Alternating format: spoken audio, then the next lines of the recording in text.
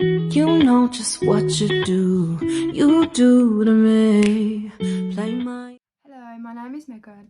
You may or may not have already seen me on other social media platforms, but this is my first time doing YouTube, so bear with me. But this week is Autism Awareness Week, and I thought, what's a better time to do a video on how autism presents differently in girls and boys. So if you want to get educated or you're just a bit interested in autism, carry on watching this video. So first thing I'm going to say is, if you are watching a documentary, a film, a TV series, and there is someone in that with autism, 99% of the time that person will be a male. You very rarely see a female playing a role of someone with autism, and that is why there is such a big stereotype around autism being a boy thing. It's really not. There are many girls that are autistic. Me, I am one of them.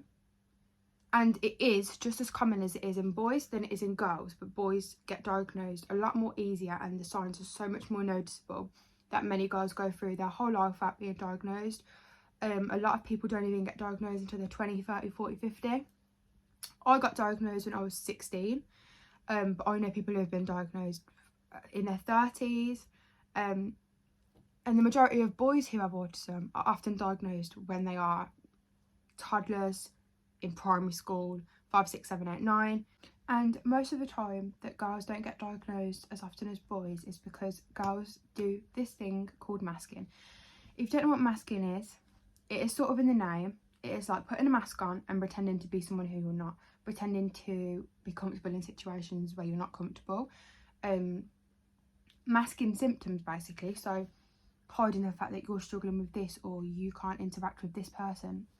That's how girls get through life without being diagnosed. And as you can imagine,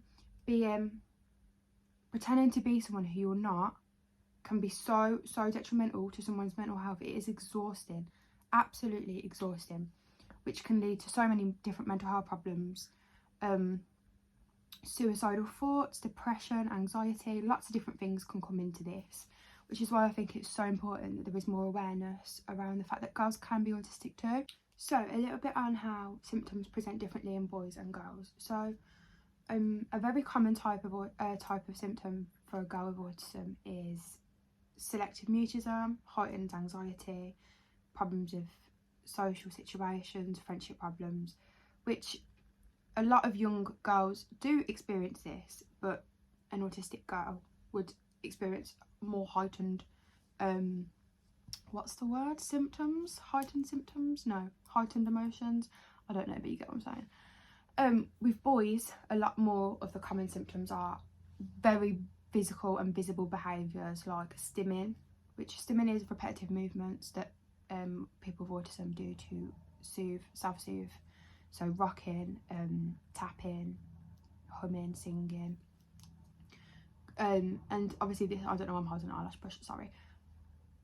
Just a little disclaimer, I do have ADHD as well as autism, so my mind might be a bit all over the place. But so what I'm trying to say, sorry, is that boys have a lot more physical symptoms than girls.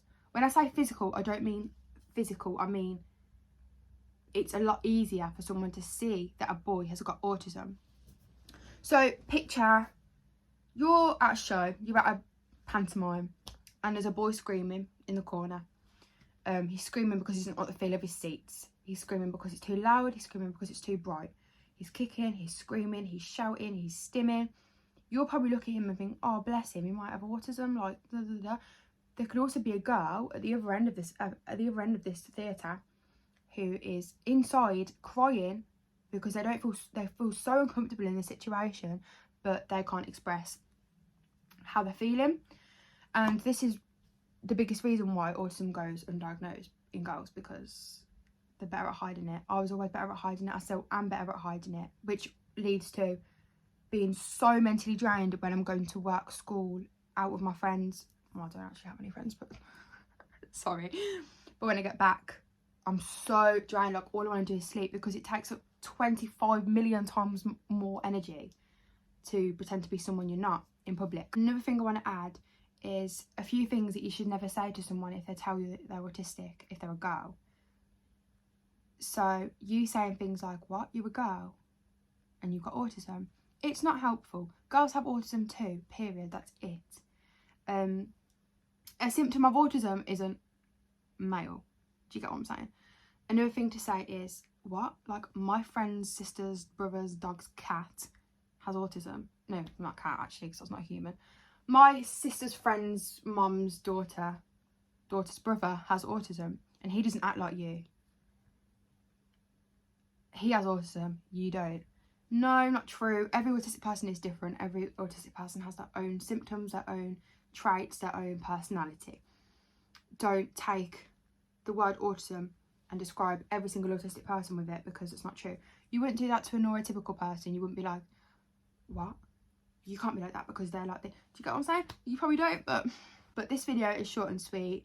But I'm hoping to make more videos on this sort of stuff, mental health and autism in particular. But yeah, thank you for watching. Please like and subscribe so I can make more videos like this in the future. Bye.